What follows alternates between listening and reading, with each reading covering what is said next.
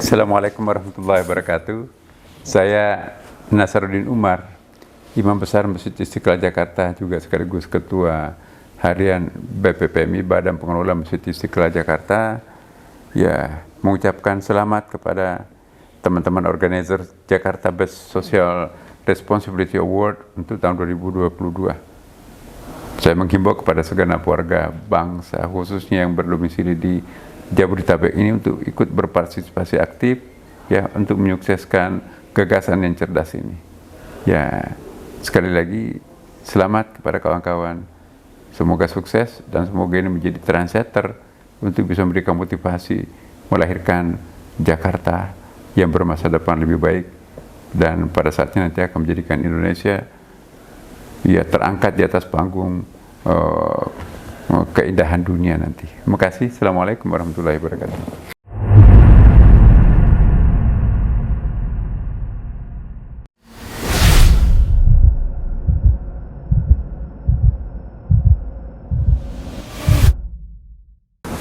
Sahabat social responsibility yang saya cintai, hari Jumat ini kita ketemu dengan Imam Besar Masjid Istiqlal, Profesor Nasaruddin Umar.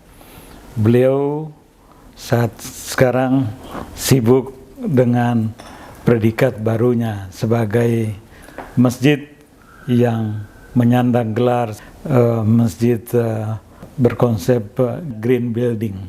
Seperti apa? Kita akan tanya langsung kepada Profesor Nasaruddin, apa yang menjadi keunggulan dari Istiqlal dibandingkan dengan gedung-gedung keagamaan lain di dunia. Silakan, Pak. Baik, Assalamualaikum warahmatullahi wabarakatuh para pemirsa. Ya, kami berbuat lillahi ta'ala ya dengan penuh semangat, tanpa pernah menargetkan mendapatkan penghargaan apapun dari manapun. Bagi kami akan berbuat sesuatu yang terbaik untuk mengurus masjid dan rumah Allah. Tapi ternyata ada yang diam-diam mengamati kita ya. Jadi World Bank, Bank Dunia yang berpusat di Amerika Serikat di Washington itu ternyata punya salah satu unit kegiatan yang memantau gedung-gedung mana di seluruh dunia ini yang memiliki kekhususan keunikan, terutama dilihat dari segi green building-nya itu. Nah, anehnya di antara seluruh rumah ibadah, termasuk sinagog, gereja, masjid-masjid di berbagai macam tempat itu, yang dipilih untuk mendapatkan penghargaan itu adalah Istiqlal. Ya, indikator yang dilihat itu ya, misalnya emisi karbon yang kita gunakan di sini sangat-sangat minim, ya. Kemudian listrik yang kita gunakan di sini juga ini kita bisa mampu mereduksi sampai 38%. Kenapa? Karena kita gunakan solar system, dan cara perolehan solar system itu pun juga itu melalui wakaf energi namanya. Jadi wakaf energi ini dari masyarakat untuk masyarakat sendiri. Kinclong Masjid Istiqlal ini siang dan malam ini itu tidak menggunakan PLN. Daya yang kita gunakan itu adalah solar system ditampung dalam suatu baterai besar, dan itu nanti digunakan untuk menghidupi beberapa kebutuhan listrik kita di Istiqlal ini. Kemudian juga kotoran-kotoran manusia isinya bak itu kita olah dalam suatu pabrik khusus yang kita miliki, dan itu ternyata itu punya gas juga. Jadi anak-anak di Istiqlal ini kebutuhan dapurnya itu disubsidi, disuplai oleh energi dari kotoran manusia itu. Di sini banyak sekali kan ini kayak mirip WC umum. Yeah. Semua orang datang ke Istiqlal itu buang air, mandi dan sebagainya ya.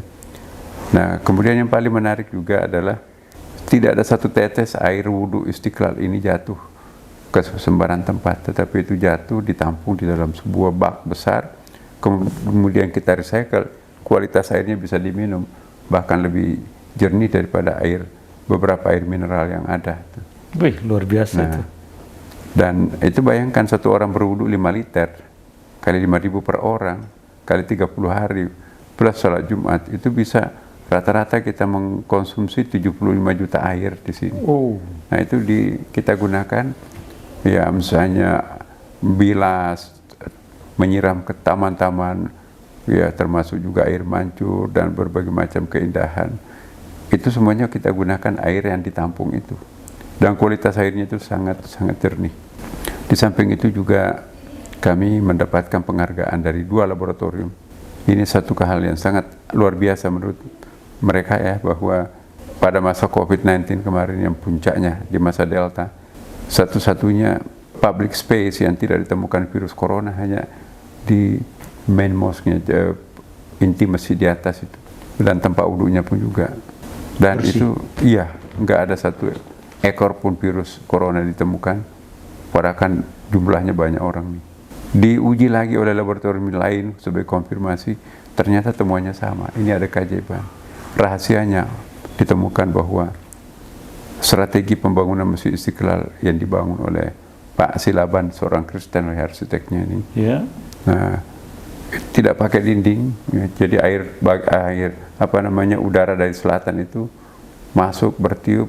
Selatan Istiqlal itu kan banyak pohon-pohon hijau seger, ya, meniup masuk ke dalam masjid, ya, sirkulasi udaranya itu bersih. Kita tanpa AC dan tanpa kipas, tapi sejuknya sangat-sangat sejuk. Kenapa? Pelafonnya sangat tinggi ke atas, anginnya lancar masuk ke dalam masjid, ya, kemudian juga karpetnya memang baru, dan yang paling penting juga kami semprot sih, ya. Setiap ada kegiatan besar kami semprot, ya, tapi building yang lain juga nyemprot, tapi masih banyak virusnya. Nah, jadi ini ada keajaiban juga ini, saya kira. Di samping itu juga kita dilengkapi dengan 140 CCTV di sini yang super canggih, ya. Biometrik, ya. Jadi kalau ada yang hilang handphone, ya jangan coba-coba mencopet di Istiqlal. Komputer akan mendeteksi Anda berada di mana. Jadi pintu secara otomatis nanti akan nutup kalau kita mencari warna bajunya, warna face-nya seperti apa. Dan banyak sekali yang ditangkap. Dia mencoba mengambil tas atau handphone orang, udah kita kerjasama dengan Satpam, alhamdulillah ditemukan. Kenapa? Karena dalam tempo singkat dia berada pada titik berapa, ya, orang itu sembunyi di mana, itu ditemukan oleh koordinasi CCTV 140, bahkan sampai keluar pun, sampai ke Jalan Tamrin pun juga kendaraannya masih bisa dideteksi. Karena menara puncak kita itu punya zoom yang sangat canggih, bisa melihat, mendeteksi nomor plat mobil yang ada di sekitar Monas, ya, di Jalan Tamrin. Jadi terus dimonitor sampai ya, sejauh mungkin. Ya.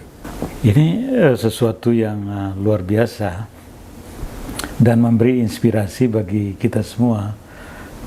Profesor Nasaruddin, apa yang Bapak ingin sampaikan kepada warga Jakarta, di mana kami ingin membuat acara Jakarta Based Social Responsibility, yang kami undang adalah perusahaan-perusahaan, pemerintah kota maupun kelurahan, agar mereka menjalankan tanggung jawab sosialnya, mengambil inspirasi dari Istiqlal.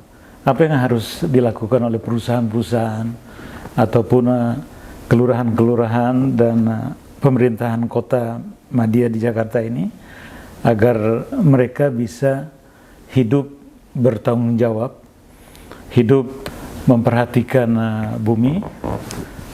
Berangkat dari pengalaman Bapak mengurus Istiqlal ini, silakan Pak Nasaruddin. Iya. Pertama, konsep kita di Istiqlal itu bagaimana menciptakan masjid Istiqlal yang mandiri. Mandiri, tidak tergantung lagi kepada pemerintah, tidak lagi tergantung kepada siapapun lah. Iya. Karena risikonya kalau kita terlalu tergantung ke pemerintah, apa maunya pemerintah kan harus kita tunduk. Nah, padahal masjid itu harus merdeka. Dia tidak berada di bawah kooptasi siapapun, walaupun ini masjid Istiqlal, masjid negara, ya, tetapi tetap harus memiliki dirinya sendiri, karena ini kan masjid rumah Allah, ya. Karena itu kami mencoba menciptakan beberapa kreasi, ya kan, antara lain nanti kita ada IGF, ya, Istiqlal Global Fund, ya, untuk mencari pembiayaan operasional masjid yang tidak tidak mudah ini, karena karyawan kita di sini sekitar 260 orang, cleaning service ya, dan harus digaji di atas standar minimum, minimum secara DKI Jakarta ya kan. Nah, sementara bantuan pemerintah itu sangat tidak memadai. Nah, sementara celengan masjid kita belum recovery, masih terbata-bata orang datang ke ruang publik kan, karena pengaruh COVID-19. Tapi alhamdulillah sekarang sudah mulai mau recovery sedikit ya, tapi belum sepenuhnya seperti dulu lagi. Nah, jadi pertama mengenai kebersihan lingkungan ini sangat penting ya. Bagaimana menjadikan Jakarta ini hijau, kami tanam ya penuh dengan pepohonan di sekitar Istiqlal ini, tanaman-tanaman langka dari segi mampu memberikan penghijauan yang lebih rindang ya. Langka juga karena mungkin ada buahnya yang spesifik. Langka juga karena tidak gampang tumbang ditiup angin. Maka itu kami studinya sangat mendalam. Nah, itu nanti kita akan lihat Istiqlal itu nanti hijau dengan pohon-pohon yang langka. Sekarang mulai bertumbuhan itu ya. Sungai, kebetulan kita dikelilingi oleh sungai. Sungai ini nanti kita akan jadikan semacam objek wisata ya. Bagaimana memelihara ikan hias ya, menggunakan teknologi Korea Selatan. Korea Selatan sudah membangun separuh pembagian di bagian timur Istiqlal itu, tapi pergantian menteri agak tersendat sedikit ya. Nah, kita mau dibikinkan seperti sungai yang membelah Korea itu, bening sekali, ada ikan-ikan hiasnya. Nah, ada di Surabaya kan juga sungai di Surabaya itu juga ditanami dengan ikan-ikan hias. Nah, kami juga sekeliling Istiqlal ini nanti ada objek wisata, mungkin ada perahu-perahuan, anak-anak bisa main ya dengan air-air yang berputar di sekitar Istiqlal ini. Kemudian ada terowongan Istiqlal menggabungkan mengkonekkan antara katedral dengan Istiqlal. Bukan hanya sekedar lubang ya, tetapi juga itu ada ornamennya, ada dioramanya yang memberikan informasi toleransi tentang Indonesia. Pokoknya itu menjadi salah satu ikon Jakarta lah. Nah, kembali lagi ya bahwa kebersihan pekarangan Istiqlal tidak boleh ada satu helai lembar pun begitu ada jatuh daun dari pohonnya langsung dipungut oleh cleaning service. Ya, kami di sini siang dan malam sehingga bersih Istiqlal, tidak boleh ada sampah. Kemudian parkirnya kita simpan di bawah, 2 lantai basement itu menampung hampir 1.000 mobil dan motor. Jadi di atas itu tidak ada apa-apa kecuali taman, kecuali bagian depan itu untuk kendaraan VVIP. Ya, dan kita juga punya lampu warna-warni ya. Pokoknya Istiqlal itu menjadi salah satu masjid terindah, tercantik di dunia ini sekarang ini pasca renovasi. Apa yang dilakukan oleh Pak Nasaruddin sekarang dengan Istiqlal yang udah sangat baik ini, apakah itu terkoneksi juga dengan misinya Gubernur Anies Baswedan selama ini? Iya, jangankan gubernur, misi besarnya presiden pun juga bagaimana menjadikan 800.000 masjid di seluruh Indonesia ini juga bisa terkoneksi dengan Istiqlal. Jadi Pak Ilham Habibie mencoba untuk mencari teknologi canggih. Istiqlal itu nanti menjadi umbrella terhadap seluruh masjid musala di Indonesia. Jadi program kerja kita ini bisa diakses dengan TV Istiqlal, dengan jaringan YouTube, dengan jaringan media Istiqlal itu bisa di-share. Ya, sehingga tidak perlu mengeluarkan biaya. Istiqlal lah yang bertanggung jawab untuk itu. Konten-konten Istiqlal itu bisa direlay ke beberapa tempat. Ya, tapi yang penting ini syiar Islam ini. Ya, syiar Islam yang mencerahkan ya, yang moderat, bukan yang mengajak orang itu ngamuk, mengajak orang itu radikal, mengajak orang itu jadi teroris. Justru sebaliknya, bagaimana mencitra positifkan Islam setelah ternodai oleh kelompok mainstream, kelompok kecil tertentu ya di masa lampau ini. Nah, tugas Indonesia ini untuk membangun sebuah peradaban baru. Nah, katakanlah ada asumsi yang mengatakan Timur Tengah sudah selesai tugasnya melahirkan Islam. Tapi estafet kepemimpinan dunia Islam masa depan, peradaban Islam masa depannya, itu berpaling ke Asia Tenggara. Kalau bicara tentang Asia Tenggara ya Indonesia. Indonesia. We are the largest Muslim people in the world today. Oke. Terima kasih Profesor Nasaruddin.